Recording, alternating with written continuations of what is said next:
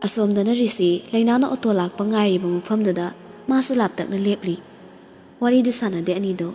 lainasu khangi adubu hanna yengde. Risina tawrido ubada Brigitte atay angangsingda hairi. Sir si karino amukta udriba yam tawida. Lucasna aduni kaka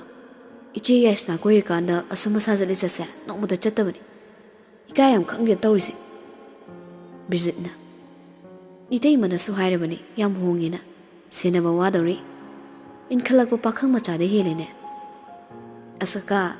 aisu wakhal se amnok thora ida nangna mu kari tawre kaka uhudro zikido. Brigitte bab taraduna hairi. Isi kawu kawine ngaiko kanano nanga khangnabro. Aidi mamana bido yam pamjabane ba Sir Hariski oi leirame. Aday aisu maching laktana Sir Hariski machanupi se asi oina sumtatpani. Hojikti ai khutta pop tare ngaujabana loiramani mana ise. Brigitte nokthori nungairi ne nangi wari siso hojikki angang nupim chadubu Sir Hariski machanupiro. Mane kaka adum yadrane machindi hai kan dewa khukkan diba nupi ni haibada chaptre hayapang ba chin kan basi nupi gi leiting ni ne jilkal ro isaulang ro moi di line thar pa chap mana bani chin kan da nupi di lawru no ko kana roi nang wani nupa aska ka asu yai aikhoi sir na ko tan tan ri chen sidi injei tap chai sidi ise asibudi tap chabagi adum mingam da bani ne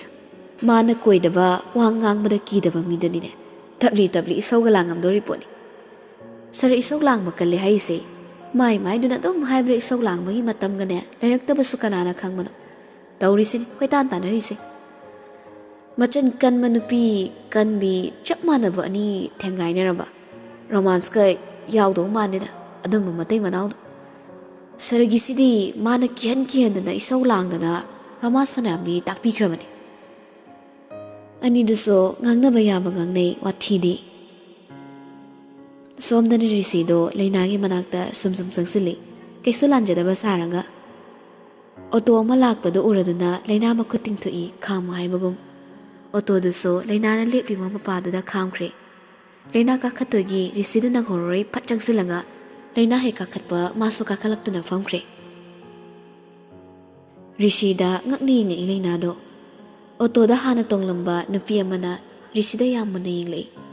seliba dress toga auto da tonglakpaduda ngakchana na yengmani driver du so maning haifel lai thoklaga risida yenglui mayamna sum yengsilakpaduda risina sat hairi chalo yare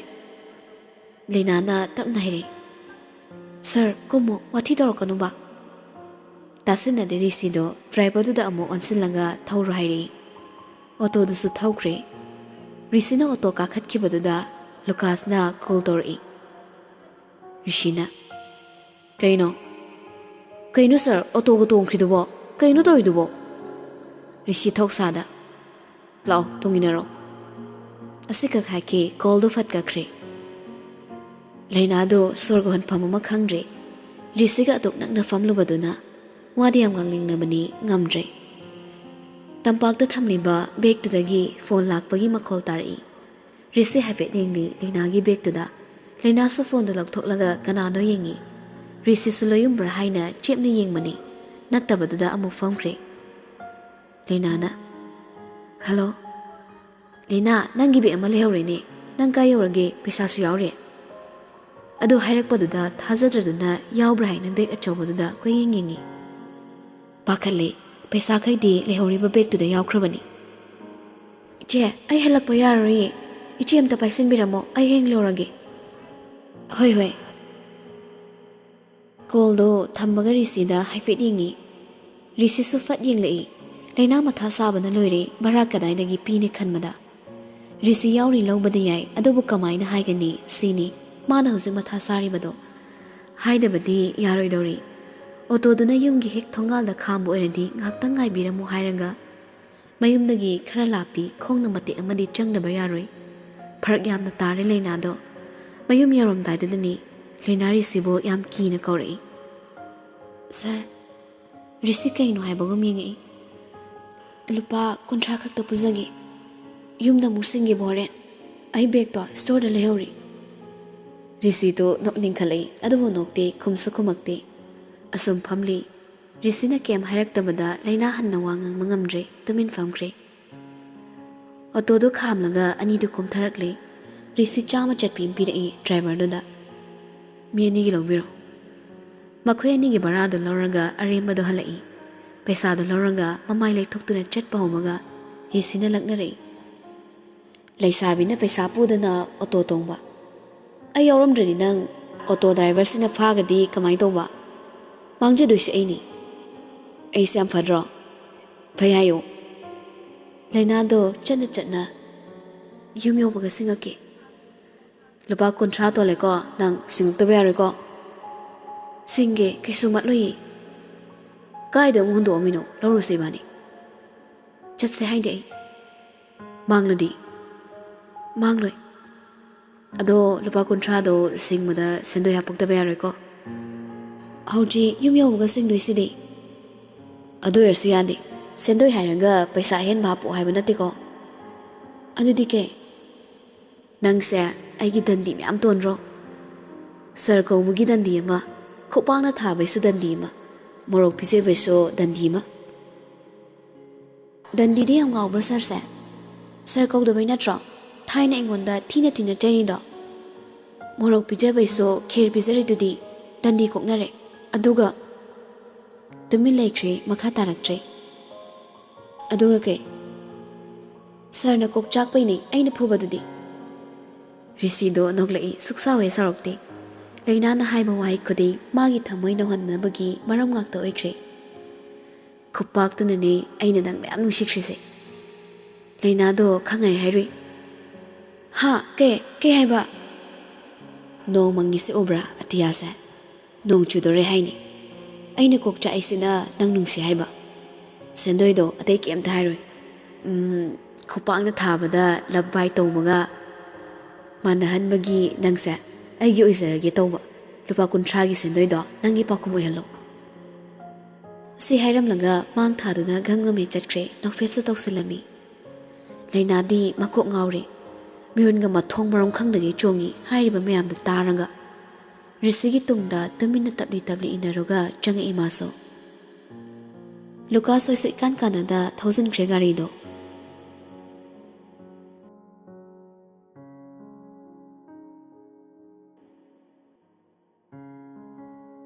ꯌꯥꯆꯪꯂꯕꯅꯤ ꯅꯣꯡ ꯆꯨꯒꯅꯤ ꯍꯥꯏꯔꯝꯕꯗꯨꯅꯤ ꯆꯨꯔꯛꯂꯦ ꯃꯝꯁꯤꯜꯂꯛꯄꯗꯨꯗ ꯈꯖꯤꯛ ꯇꯥꯕ ꯍꯧꯔꯛꯄꯗꯨꯗ ꯂꯩꯅꯥ ꯇꯦꯔꯦꯁꯇ ꯐꯤ ꯐꯧꯔꯤꯕ꯭ꯔꯥ ꯍꯥꯏꯅ ꯌꯦꯡꯕ ꯀꯥꯔꯛꯏ ꯑꯃꯠꯇ ꯐꯧꯔꯝꯗꯕꯗꯨꯗ ꯃꯈꯥꯗ ꯑꯃꯨꯛ ꯀꯨꯝꯂꯛꯄꯒ ꯃꯩ ꯈꯪꯃꯨꯠ ꯃꯨꯠꯈ꯭ꯔꯦ ꯃꯝꯂꯦ ꯄꯨꯝꯃꯝ ꯀꯩꯁꯨ ꯈꯟꯗꯅ ꯀꯨꯝꯂꯛꯄꯅꯤ ꯃꯔꯨꯝ ꯑꯃꯗꯒꯤ ꯃꯤ ꯑꯃ ꯊꯣꯔꯛꯇꯨꯅ ꯂꯩꯅꯥꯒꯤ ꯃꯥꯡꯗꯨꯗ ꯈꯥꯝꯂꯦꯛ ꯂꯦꯞꯁꯤꯜꯂꯛꯄꯗꯣ ꯈꯪꯗꯨꯅ ꯂꯩꯅꯥ ꯂꯥꯎꯏ ꯈꯣꯟꯖꯦꯜ ꯀꯜꯅ ꯃꯤꯗꯨ ꯀꯅꯥꯅꯣꯁꯨ ꯈꯪꯗꯦ ꯃꯈꯨꯠꯇ ꯊꯥꯡꯁꯨ ꯄꯥꯏ ꯂꯩꯅꯥꯕꯨ ꯁꯤꯔꯁꯅꯨ ꯃꯇꯥꯒꯨꯝ ꯊꯤꯟꯒꯦ ꯇꯧꯏ ꯊꯥꯡꯗꯨꯅ ꯂꯩꯅꯥ ꯃꯤꯗꯨꯒꯤ ꯃꯈꯨꯠꯇꯨ ꯉꯥꯛꯊꯣꯛꯂꯒ ꯁꯣꯛꯇꯅꯕ ꯍꯣꯠꯅꯖꯩ ꯂꯥꯎꯕꯁꯨ ꯂꯦꯞꯇꯦ ꯂꯦꯞꯇꯅ ꯂꯥꯎꯕꯗꯨꯗ ꯃꯁꯛ ꯈꯪꯗꯕ ꯃꯤꯗꯣ ꯏꯃꯨꯡꯒꯤ ꯃꯤ ꯇꯥꯔꯅꯤ ꯈꯪꯂꯗꯨꯅ ꯇꯦꯔꯦꯁ ꯃꯊꯛꯂꯣꯝꯗ ꯍꯟꯗꯨꯅ ꯆꯦꯟꯈ꯭ꯔꯦ ꯂꯩꯅꯥꯕꯨ ꯏꯟꯊꯣꯛꯂꯝꯃꯒ ꯑꯍꯧꯕ ꯈꯣꯟꯖꯦꯜ ꯑꯃ ꯇꯥꯕꯗꯨꯗ ꯔꯤꯁꯤꯁꯨ ꯃꯥꯒꯤ ꯔꯨꯝꯗꯒꯤ ꯄꯥꯈꯠꯅ ꯆꯦꯟꯊꯣꯔꯛꯏ ꯅꯣꯡ ꯑꯗꯨ ꯀꯟꯅ ꯆꯨꯕ ꯃꯔꯛꯇꯨꯗ ꯈꯣꯟꯖꯦꯜ ꯍꯧꯅ ꯂꯥꯎꯔꯛꯄ ꯃꯈꯣꯜꯅꯤ ꯂꯤꯠꯀꯦ ꯍꯥꯏꯅ ꯇꯧꯔꯝꯕ ꯐꯨꯔꯤꯠꯇꯨꯐꯥꯎ ꯂꯪꯊꯣꯛꯂꯝꯂꯒ ꯆꯦꯟꯈꯠꯂꯛꯄꯅꯤ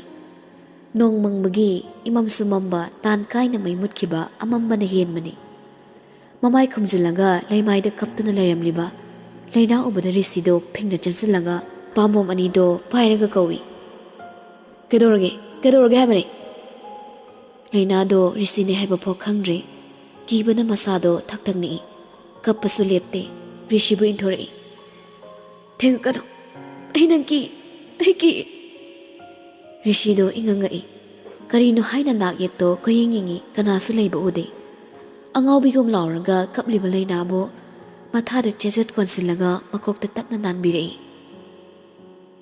ꯀꯤꯒꯅꯣ ꯑꯩꯅꯦ ꯅꯪ ꯀꯩꯁꯨ ꯇꯧꯔꯣꯏ ꯀꯞꯄꯗꯨꯃꯗꯤ ꯂꯦꯞꯇ꯭ꯔꯁꯨ ꯀꯤ ꯍꯥꯏꯔꯝꯕꯗꯨꯗꯤ ꯆꯞ ꯂꯦꯞꯈ꯭ꯔꯦ ꯔꯤꯁꯤ ꯇꯞꯅ ꯂꯩꯅꯥꯕꯨ ꯃꯊꯥꯗꯒꯤ ꯂꯧꯊꯣꯛꯂꯒ ꯍꯥꯏꯔꯤ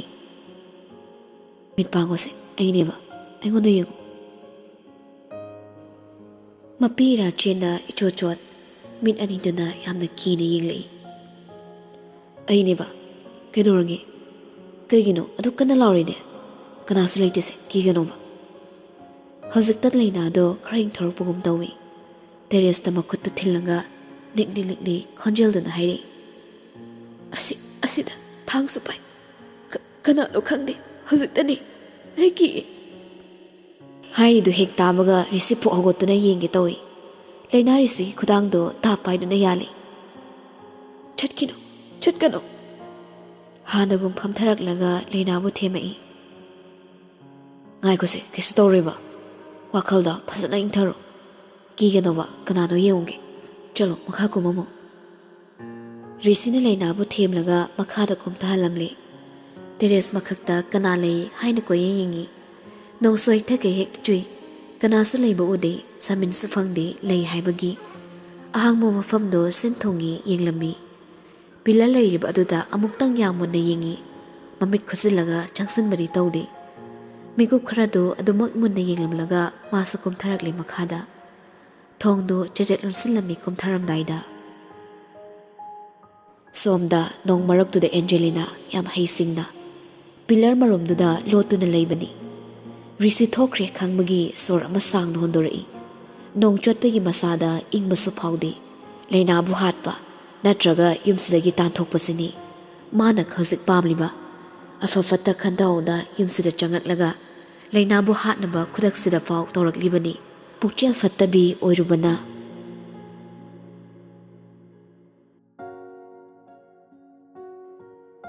ꯂꯩꯀꯣꯜ ꯑꯃꯗ ꯂꯩꯔꯥꯡ ꯃꯈꯜ ꯑꯃꯈꯛꯇ ꯁꯥꯠꯄ ꯍꯧꯅꯗꯦ ꯂꯩꯔꯥꯡ ꯃꯈꯜ ꯌꯥꯝꯃꯤ ꯂꯩꯔꯥꯡꯒꯤ ꯂꯩꯈꯜꯁꯨ ꯃꯥꯟꯅꯗꯦ ꯁꯥꯠꯂꯤꯕ ꯂꯩꯔꯥꯡ ꯃꯌꯥꯝꯗꯨꯒꯤ ꯄꯨꯛꯅꯤꯡꯅ ꯊꯃꯣꯏꯅ ꯋꯥꯈꯜꯅ ꯍꯛꯆꯥꯡꯅ ꯈꯣꯏꯗꯥꯖꯕꯤꯗꯣ ꯅꯤꯡꯊꯤꯅ ꯃꯄꯣꯛ ꯀꯥꯏꯍꯟꯅ ꯄꯨꯔꯛꯂꯒ ꯈꯣꯏꯃꯨ ꯃꯥꯒꯤ ꯊꯃꯣꯏꯒꯤ ꯂꯩꯀꯣꯜꯗ ꯅꯥꯏꯇꯣꯝ ꯁꯥꯠꯄꯤ ꯂꯩꯔꯥꯡ ꯑꯣꯏꯍꯟꯅꯤꯡꯈ꯭ꯔꯦ ꯊꯃꯣꯏ ꯃꯥꯒꯤ ꯃꯅꯥꯛꯇ ꯄꯨꯔꯛꯄ ꯉꯝꯗ꯭ꯔꯕꯁꯨ ꯈꯣꯏꯗꯥꯔꯨꯕꯤ ꯂꯩꯔꯥꯡ ꯃꯥꯕꯨꯗꯤ ꯅꯨꯃꯤꯠ ꯈꯨꯗꯤꯡ ꯁꯦꯟꯅꯕ ꯍꯧꯔꯛꯂꯤ ꯂꯝꯂꯥꯟꯕ ꯈꯣꯏꯃꯨꯅ ꯂꯩꯔꯥꯡ ꯂꯩꯈꯣꯡꯗ ꯉꯪꯂꯗꯅꯕ ꯍꯥꯏꯅ ꯃꯄꯨ ꯑꯩ ꯂꯩ ꯍꯥꯏꯅ ꯊꯠꯈ꯭ꯔꯕꯅꯤ ꯂꯩꯅꯥꯅ ꯌꯦꯡꯁꯤꯜꯂꯛꯄꯒꯤ ꯃꯃꯤ ꯑꯃ ꯎꯕꯗꯒꯤ ꯔꯤꯁꯤ ꯂꯩꯅꯥ ꯃꯥꯒꯤ ꯌꯨꯝꯗ ꯂꯩꯔꯐꯥꯎ ꯁꯦꯟꯅꯔꯤꯕꯅꯤ ꯃꯤꯀꯨꯞ ꯈꯨꯗꯤꯡ ꯃꯄꯥꯒꯤ ꯄꯥꯎꯗꯤ ꯀꯨꯏꯔꯦ ꯇꯥꯈꯤꯗꯕ ꯃꯐꯝꯁꯨ ꯈꯪꯈꯤꯗ꯭ꯔꯦ ꯅꯤꯡꯊꯦꯝꯁꯨ ꯌꯥꯎꯅ ꯂꯩꯅꯥꯒ ꯊꯧꯗꯣꯛꯇꯨꯒꯁꯨ ꯀꯔꯤꯒꯨꯝꯕ ꯍꯤꯔꯝ ꯑꯃꯠꯇꯗ ꯃꯆꯦꯠ ꯑꯃ ꯐꯥꯎꯕ ꯆꯦꯟꯅꯍꯟꯈꯤꯗꯦ ꯐꯅꯕ ꯂꯣꯏꯅꯁꯤꯟꯈ꯭ꯔꯦ ꯇꯨꯃꯤꯟ ꯂꯩꯈ꯭ꯔꯦ ꯍꯥꯏꯗꯨꯅꯁꯨ ꯔꯤꯁꯤ ꯇꯨꯃꯤꯟꯅ ꯂꯩꯕꯗꯤ ꯅꯠꯇꯦ ꯃꯤ ꯊꯥꯗꯣꯛꯇꯕ ꯅꯠꯇ꯭ꯔꯤ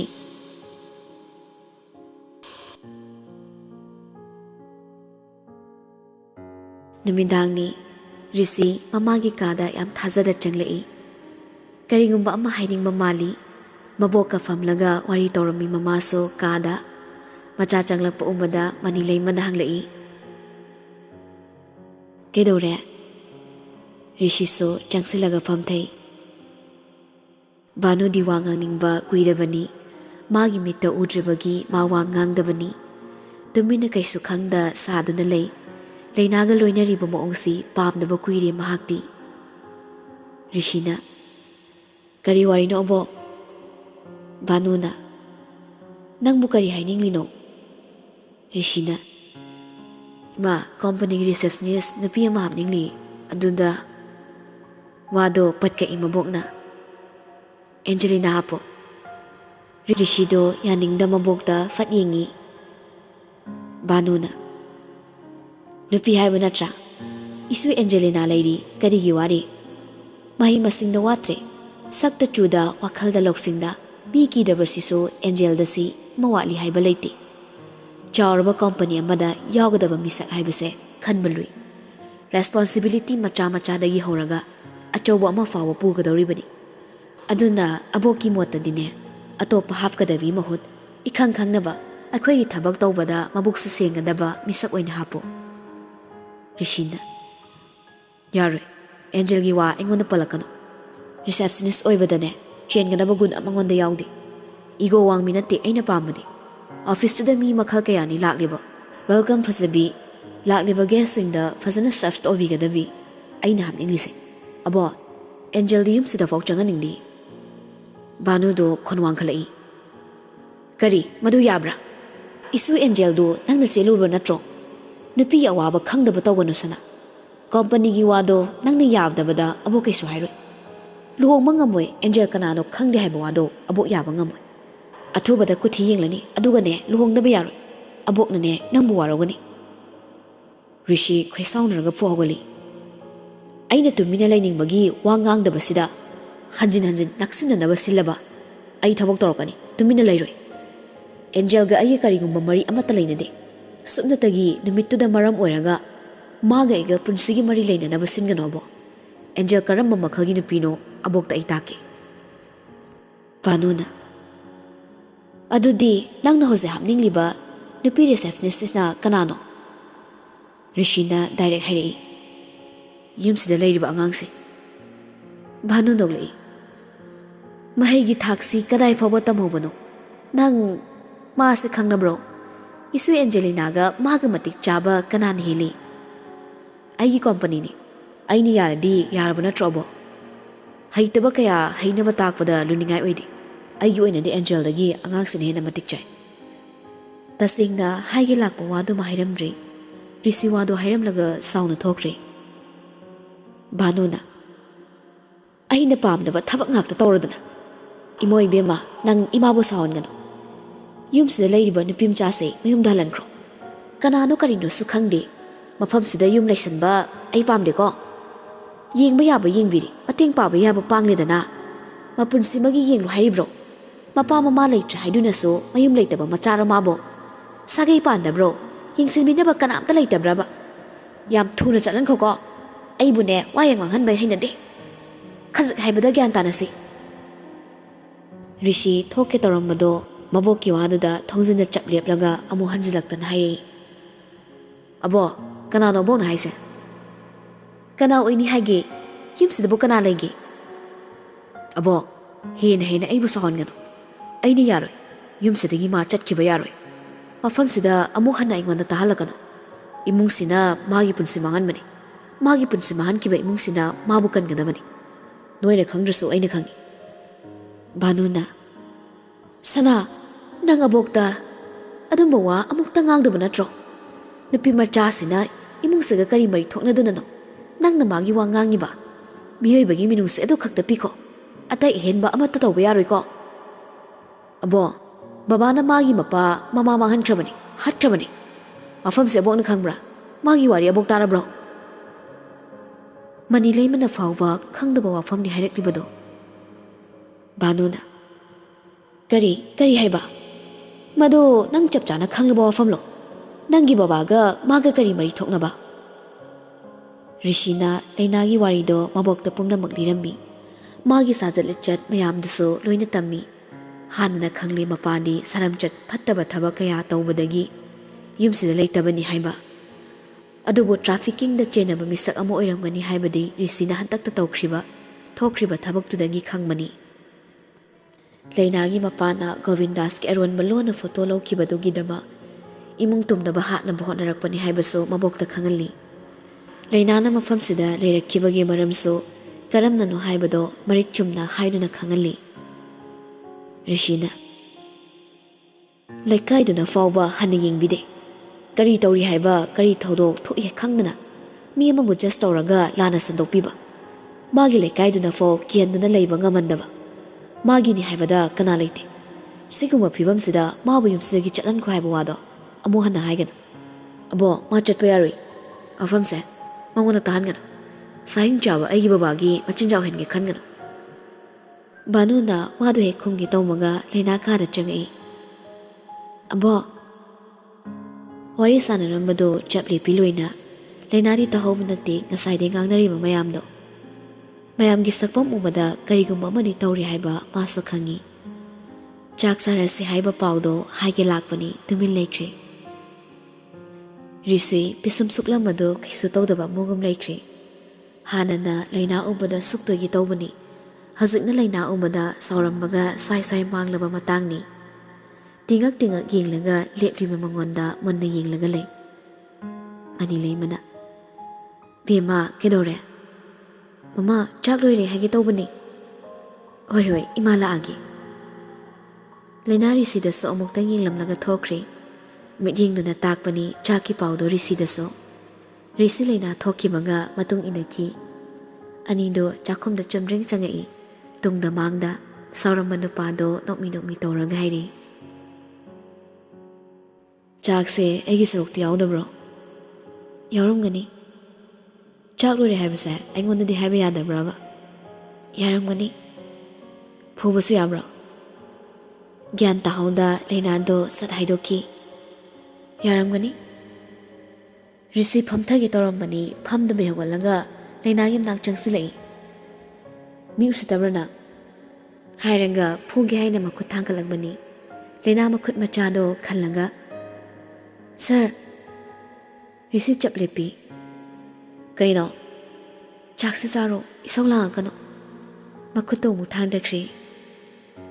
ꯍꯌꯦꯡ ꯄꯨꯡ 9:30 ꯅꯪꯅꯕ ꯂꯣꯏꯁꯤꯜꯂꯨ ꯑꯩꯒ ꯊꯕꯛ ꯆꯠꯀꯗꯣꯏꯅꯤ ꯇꯜꯂꯤ ꯇꯟꯗꯦ ꯌꯥꯅꯤꯡꯉꯤ ꯌꯥꯅꯤꯡꯗꯦ ꯍꯥꯏꯔꯛꯀꯅꯣ ꯑꯩꯅ ꯍꯥꯏꯕ ꯅꯪ ꯂꯣꯏ ꯌꯥꯒꯗꯕꯅꯤ ꯀꯗꯥꯏꯗ ꯑꯩꯗꯤ ꯀꯩꯒꯤ ꯊꯕꯛ ꯑꯩ ꯌꯥꯔꯣꯏ ꯁ꯭ꯇꯣꯔ ꯆꯠꯀꯅꯤꯌꯦ ꯍꯧꯖꯤꯛꯇ ꯑꯩꯅ ꯀꯩ ꯍꯥꯏꯈꯤꯒꯦ ꯁ꯭ꯇꯣꯔꯗ ꯇꯣꯛꯑꯣꯕ ꯑꯩꯒ ꯊꯕꯛ ꯆꯠꯀꯅꯦꯕ ꯁꯤꯗ ꯂꯣꯏꯔꯦ ꯌꯥꯗꯕ ꯌꯥꯔꯣꯏꯀꯣ ꯑꯩ ꯔꯤꯁꯤ ꯈꯣꯟꯀꯂꯞꯅ ꯌꯥꯔꯦ ꯑꯃꯨꯛꯀ ꯇꯧꯔꯛꯑꯅꯨ ꯑꯁꯤꯈꯛ ꯍꯥꯏꯔꯛꯏ ꯄꯤꯁꯨꯝꯗꯨ ꯁꯨꯛꯆꯤꯜꯂꯒ ꯑꯃꯨꯛꯇꯪ ꯃꯨꯟꯅ ꯌꯦꯡꯂꯝꯃꯤ ꯑꯗꯨꯒ ꯆꯧꯀ꯭ꯔꯤ ꯑꯃꯗ ꯐꯝꯂꯒ ꯆꯥꯛꯇꯨ ꯆꯥꯕ ꯍꯧꯈ꯭ꯔꯦ ꯂꯩꯅꯥ ꯁꯥꯎꯗꯤ ꯁꯥꯎꯅꯤꯡꯉꯤ ꯍꯥꯏꯕꯗꯤ ꯉꯝꯖꯗ ꯐꯤꯠ ꯍꯥꯏꯗꯣꯛꯂꯒ ꯂꯥꯛꯏ ꯔꯤꯁꯤꯒꯤ ꯇꯨꯡꯗ ꯂꯩꯔꯒ ꯃꯈꯨꯠ ꯈꯨꯇꯨꯝ ꯇꯥꯁꯤꯜꯂꯒ ꯃꯀꯣꯛꯇ ꯁꯨꯒꯦ ꯇꯧꯏ ꯙꯞꯅꯤ ꯇꯧꯔꯤꯗꯣ ꯐꯨꯕꯗꯤ ꯀꯩꯁꯨ ꯉꯝꯃꯣꯏ ꯔꯤꯁꯤꯗꯣ ꯇꯨꯡ ꯁꯠ ꯑꯣꯟꯊꯣꯛꯂꯒ ꯌꯦꯡꯉꯤ ꯀꯩꯗꯧꯔꯤꯅꯣ ꯁꯔꯒꯤ ꯀꯣꯛꯇ ꯀꯩꯅꯣꯝ ꯄꯛꯄ ꯑꯗꯨꯏꯅꯤ ꯁꯤ ꯍꯥꯏꯔꯒ ꯀꯩꯝꯇꯁꯨ ꯂꯩꯇꯕ ꯃꯀꯣꯛꯇꯨꯗ ꯐꯠ ꯐꯠ ꯀꯟꯊꯣꯛꯄꯤꯔꯛꯏ ꯀꯣꯛꯇꯨ ꯁꯝꯄꯛꯏꯔꯣ ꯂꯛꯅꯔꯛꯄꯗꯨꯗ ꯂꯩꯅꯥ ꯃꯈꯥ ꯇꯥꯔꯝꯗ꯭ꯔꯦ ꯐꯂꯞ ꯌꯦꯡꯂꯝꯂꯒ ꯄ꯭ꯔꯞ ꯆꯦꯟꯊꯣꯛꯈ꯭ꯔꯦ ꯔꯤꯁꯤꯅ ꯑꯣꯏ ꯃꯊꯟꯗ ꯈꯗꯔꯒꯤ ꯑꯉꯥꯡꯁꯤꯗꯤ ꯑꯁ ꯅꯨꯡꯁꯤꯕ ꯍꯧꯅꯕ꯭ꯔꯕ ꯑꯩ ꯉꯥꯎꯔꯦꯗ